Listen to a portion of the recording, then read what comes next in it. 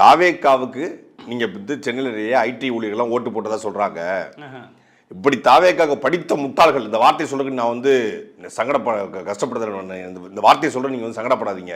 ஏன் இதை சொல்றேன் அப்படின்னா, நீங்க சாப்பிட உட்காரும் போது தட்டு போட்டு சோறு போடுறீங்களே, அந்த சோறை போட்டு திமுக அந்த விசுவாசம் உங்களுக்கு இருக்கான்னு கேட்டிருக்காரு. உண்மையிலேயே தாவேக்காக ஓட்டு போட்டது ஒரு படித்த முட்டாள் கூட்டம் அப்படின்னு நம்ம வச்சுக்கலாம், மாற்று கருத்தே கிடையாது. ஒரு அடிப்படை புரிதலற்ற திமுக அதிமுகவுக்கு மாற்று தாவேக்கான்னு தவறாக நினைத்து கொண்டு நடிக பிம்பத்துல, நாயக பிம்பத்துல ஒரு சினிமாக்காரன் வந்து சினிமாவுக்கு தெரிஞ்சவன், ஸ்டாலின் வந்து நேரடியாக கனெக்ட் கிடையாது, எடப்பாடி கனெக்ட் கிடையாது, இவன் சினிமா நடிக்கலாம், இவன் கனெக்டரா இருக்கான் அப்படின்னு நினைச்சிட்டு ஓட்டு போற ஒரு கும்பல படித்த முட்டாள்கள் இருக்காங்க. அது மாற்று கருத்தே கிடையாது. செந்தில் சொன்னது சரிதான். ஆனா இந்த படித்த முட்டாள்கள் உருவானதுக்கு யார் காரணம்? பக்கத்து மாநிலம் கேரளா, அங்க திராவிட கட்சிகளே இல்ல, கம்யூனிஸ்ட் காங்கிரஸ் ரெண்டே கட்சி தான் இருக்கு. அங்க படிச்ச முட்டாள் உருவாயிருக்கானா? இவன் ஊபியவோ நம்ம மாப்பியவோ இல்ல பீகாரையோ மேற்கு வங்காளத்தையோ எதை நீங்க ரோல் மாடலா கொண்டு வந்து காட்டினானோ அங்க இந்த மாதிரி ஆளு இல்ல. ஆனா கொள்கையில கட்டப்பட்ட திராவிட இயக்கம், சமூக நீதி, சமத்துவம், சாதி ஒழிப்பு, பெண்ணியம், மொழி, இனம்லாம் பேசி வளர்ந்த திராவிட கட்சிகள் ஸ்ட்ராங்கா இருக்கிறதாக சொல்லப்படுகிற தமிழ்நாட்டுல